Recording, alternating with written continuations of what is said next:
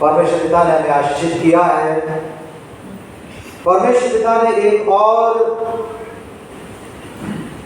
मौका, एक और अवसर हमारे जीवन में दिया कि हम परमेश्वर पिता के पवित्र वचन को ध्यान से सुने। स्वर्गदूतों के समान कई लोग जो कि मंदिर में ठहरा दिए गए थे परमेश्वर पिता की महिमा करने के लिए, स्तुति करने के लिए, धन्यवाद देने के लिए, सारंगी और वीणा के साथ उनके समान हमारे जवानों की अगुवाई में, हमारे बड़ों की अगुवाई में अभी हमने परमेश्वर पिता की महिमा की, बढ़ाई की।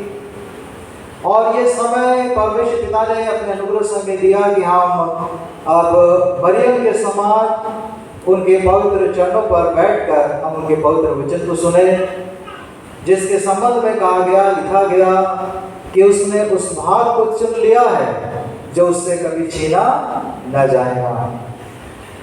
ये परमेश्वर पिता का बड़ा अनुग्रह है कि परमेश्वर पिता हमें आशीषित करते हैं, आशीष देते हैं, और परमेश्वर पिता उस आशीष के साथ हमें जवाबदारी भी देते हैं, हमें जिम्मेवारी भी देते हैं, हमारे ऊपर भरोसा करके हमको काम भी सौंपते हैं।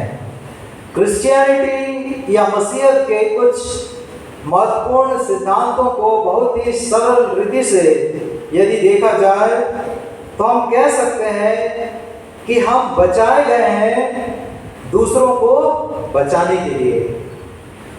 हम मसीही हैं दूसरों को मसीही बनाने के लिए। हमारा नया जन्म हुआ है ताकि हम दूसरों को उसके राज्य में प्रवेश दिला सकें। हम परमेश्वर की संतान हैं ताकि हम अन्य लोगों को परमेश्वर के परिवार में शामिल कर सकें। हम मसीह के चेले हैं कि हम दूसरों को मसीह के चेले बना सकें।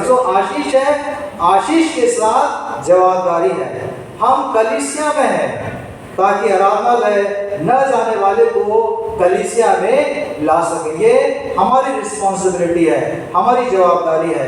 हम शुद्ध हुए हैं, हम शुद्ध किए जाते हैं, शुद्ध किए गए हैं कि दूसरों को पवित्रता का मार्ग दिखा सकें। हम स्वर्ग जा रहे हैं और हम अपने प्रभु से खाली हाथ नहीं मिल सकते। खुद बचना काफी नहीं है, दूसरों को बचाना होगा। परमेश्वर पिता ने हमको आशीष दी है, जवाबदारी सौंपी है, और ये दोनों एक साथ चलते हैं, चलना चाहिए।